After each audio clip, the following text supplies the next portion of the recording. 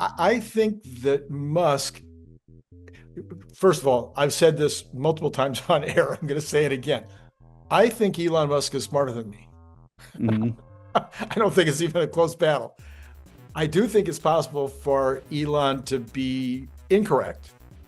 I've seen him be really incorrect from time to time on things that were immediately apparent.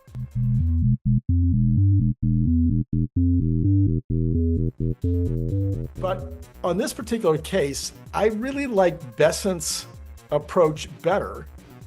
I think that Elon and Bessent clashed, obviously. We don't know whether it was physical or whether it was that's been exaggerated, but I think Hmm. he and Bessent clashed. I think he also had a clash, I think, with Rubio. And I think these clashes probably all had to do with what Elon was trying to accomplish. But here's where, and again, this will be something that Cern and I discuss also, I think, on the Saturday morning one, but I'd love to Hmm. get your take. What I'm seeing is if you look at the 10-year period, and we're trying to get rid of $2 trillion a year, so 20, oh, let's just do it by the year. We're trying to get rid of $2 trillion a year. What I'm seeing is $300 billion a year of tariff revenue coming in. That's the new number. Doesn't think that's the number. Everybody seems to think that's the number. We've got, if we have even a 1% increase in the GDP compared to what the GAO scored it as, so from 1.7, which is their scoring, to 2.7, apparently that'll bring in about $300 billion a year of additional revenue from taxes. We have everybody agreeing that there's 150 billion in savings already. Okay, from the a year from the big beautiful bill. That's the number that GAO scored it that way. So that's probably not even as it's probably even better than that. But it's 150 billion there. That's by cutting out Medicaid fraud or Medicaid waste. All of the Yes. different pieces, and then you add back in the extra for the military and the border, and the net effect of all of that is 150 billion a year in savings. We're already seeing it, by the way, in the numbers coming in from the deficit each month. It was lower Hmm. again yesterday than it was last year. So if you add that up, you've got three, so 4.5. And then if we can get the bond number down even by 1 point, that's another 300 billion. So now you're talking about 1 trillion of the 2 trillion, which was Elon's originally, I mean, his second actually, plan, his second effort. Hmm. That doesn't count any of the Doge cuts, except for, in fact, it doesn't count any of them.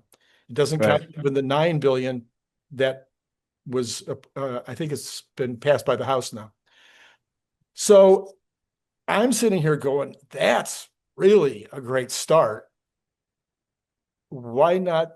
Why not be able to agree that that's a great start and then start to work towards the next piece, which is what Bessent's saying, Which is which is 3 years. Takes 3 years to do this okay. because there's also a what do you call it, a ratchet or uh, as you do all of these things, then you have less deficit. If you have less deficit, you have less debt. It's Hmm. going to be less interest on top of the less interest. Yeah. I already said, yeah. Yeah, I think the big spending part that people don't like from the bill is the extension of the Trump tax cuts. Oh, really? Um, but I think you have to like them because if you end them, suddenly there's this huge tax increase, which would be really bad for business. Yeah. Um, the stock market after Trump took power was really good in 2017 through Yeah. 2020. Yeah. That was a great stock market. And part of that was deregulation, but also the tax decreases, I think, helped. A chunk of it was, tech and all that, but I don't think suddenly you can do this huge tax raise. No. So I think that's the big rub where everyone's kind of fighting over that. And I don't think people understand um, the implications of a big tax raise right now. Okay, so, but you don't think, do you think my numbers are far off? Do you think that's kind of where we are on the big beautiful bill and the tariffs at this point? Is that close to a number that you're happy with? It seems reasonable to me, yeah. All right, okay. And I do want to have people make a note to themselves. Elon's an entrepreneur, and Randy, you've dealt with a lot of entrepreneurs. Uh, if you were to rank them in a personality test, let's say the DISC personality test, would you say entrepreneurs are high in driven, the D in Very, DISC? very high D. If you saw my numbers on D.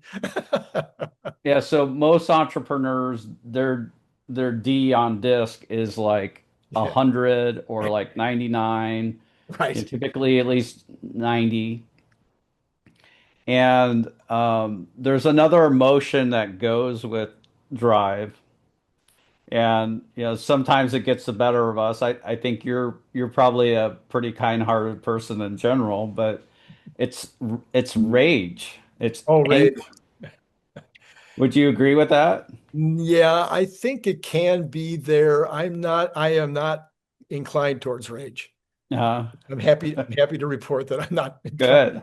Yeah, that doesn't mean I can't get angry. It just means I'm not Mhm. inclined towards that.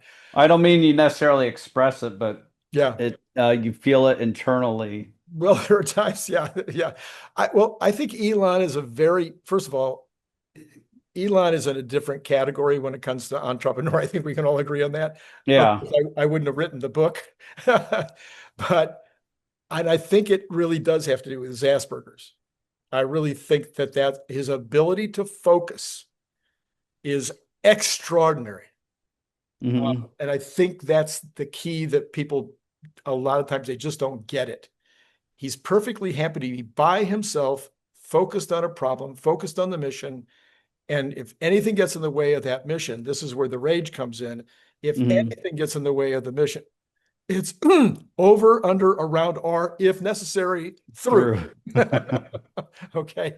And that's him. And that's why we have our investment in his company the way that we do, is because Mm. that's the guy he is.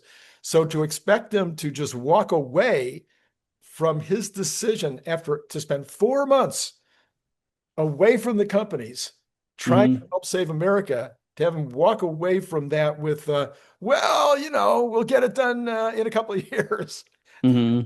It's not going to go over well with him. Yeah. But I think that is, I agree, and I think that's something we need to keep in mind in the future is uh he may be prone to anger from time to time, as Steve Jobs was too. Um, Whole nother level. but yeah, I feel it. Most of the time I do a good job containing it. I'll go for a walk or something. But We'll watch for the blood to come up here. yeah, I feel it too. If you happen to be a big fan of the Cybertruck, you might also be interested in this super fun Cybertruck refrigerator magnet and bottle opener. It is made out of super thick stainless steel, just like the Cybertruck, and it has this giant magnet on the back, so it's going to hold a lot of stuff on your refrigerator. It's an amazing gift, and it comes in that great gift box that you saw before that uses a magnet opener, just almost like an Apple box, like when you get Apple products. You can buy it on Amazon for $29.95, or you can buy it direct from me by sending $25 to paypal.me/Randy Kirk, all in lowercase letters. Please indicate whether you want the stainless steel look, or maybe you'd like to have this very clever camo version. And then if you're not in the US, please add $20 for freight.